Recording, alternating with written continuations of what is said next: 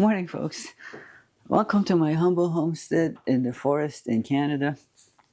And today I want to share with you the little bit that I've learned about pepper plants and show you our pepper plants here. I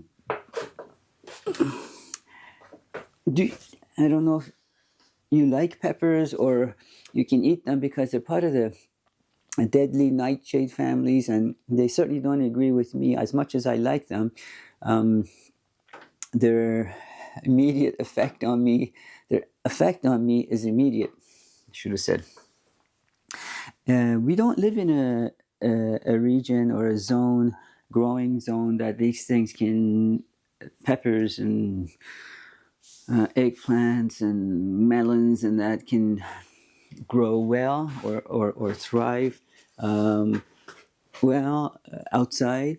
And so we are in my sort of a greenhouse, covered porch, whatever you want to call it, and they are basically kept here. On warmer days, we take them outside for the morning and bring them back inside in the afternoon. Well, can you see that pepper there?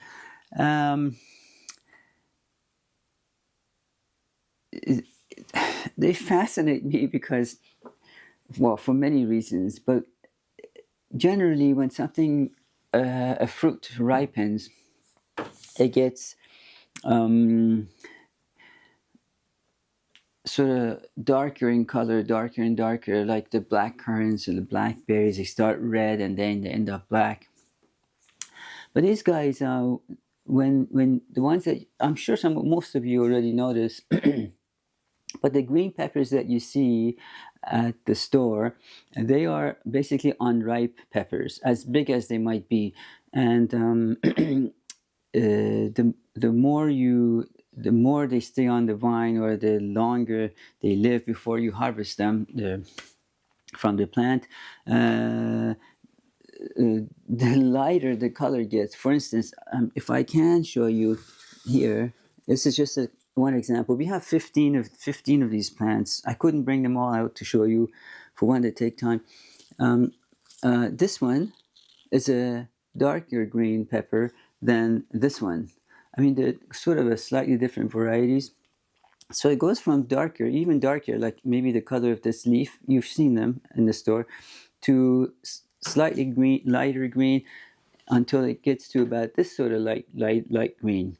You can see how there's a different variety, because even though that one's smaller, it's yellow, but that one, at one time, it was this color and that color. So they go darker green to lighter green, and then slight variations of yellow until they turn yellow, like this one. And then as they go, they become sweeter and sweeter, and then that yellow might turn into, slowly it'll turn into orange, and then from there it will even turn into red when it's fully ripe. I like them all. Green has a distinct flavor. Yellow has we go to sweet, different levels of sweetness. I think the red is probably the sweetest. It's all good. If you live somewhere colder zone like us here, you can grow them in a pot so small, and as long as you can have them in your house, it's doable.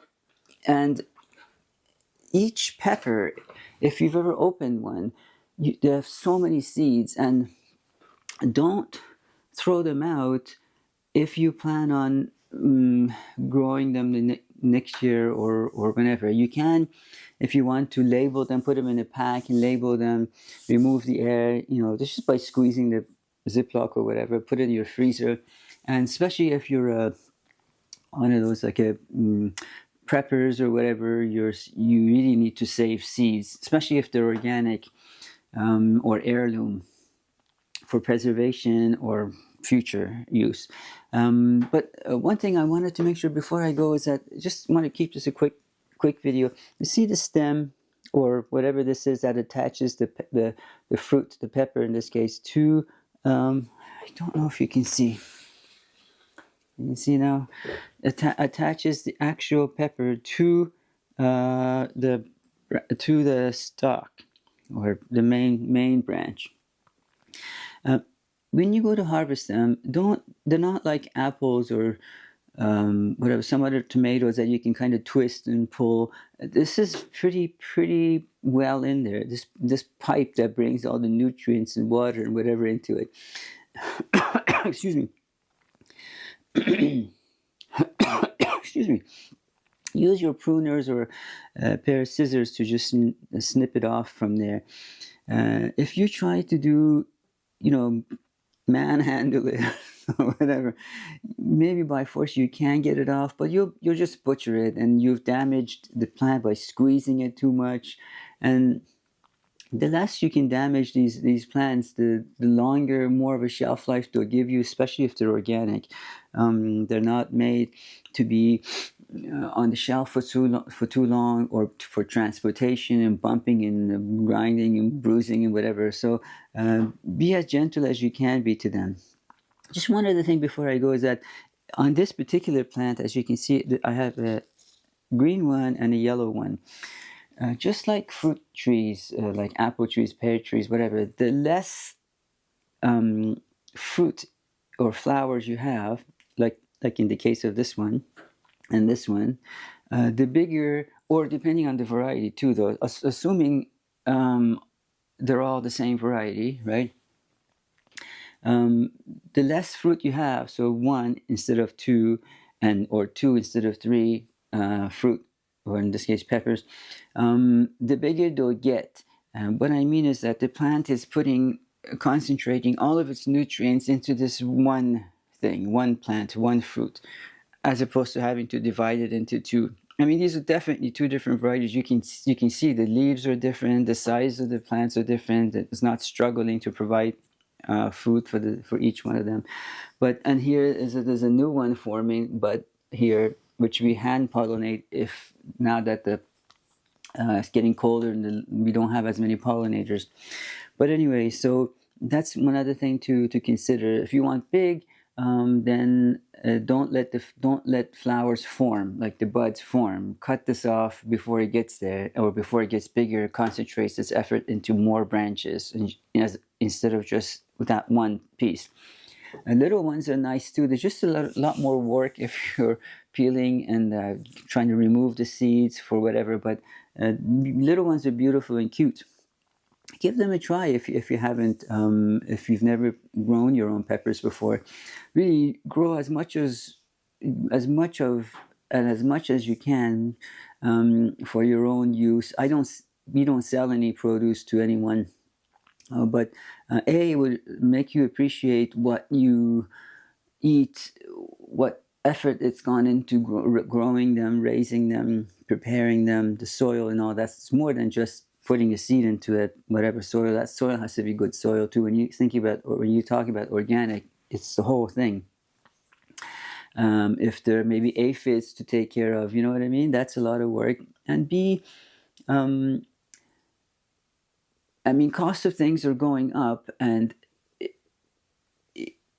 it's one way to reduce your cost if you can, because that one pepper already gave you maybe 100 free seeds for you to replant if you want to. I'm not saying that now there's no excuse for saying I can't eat healthy, but and also if you involve your kids, they will grow an appreciation for where food comes from and how it's raised. And I mean, everything about any plant fascinates me, like the capillaries that you see on the underside mostly of a leaf, that you see the branches out, and how from the very, very bottom, the very two initial leaves that come out and give themselves all their nutrients into the next level, and then they die off, and then the next set of leaves that come out and do their chlorophyll and the photosynthesis back into the soil, up and down, and then nutrients into the fruit, the bud forming. All that stuff is fascinating stuff. I mean, better than any school, I would say, especially if you're a visual person like I am. Anyway, give it a try, and if you have any tips on really anything, but in this case we're talking about peppers, let me know. I'm I'm I'm always fascinated and excited to learn anything new about anything.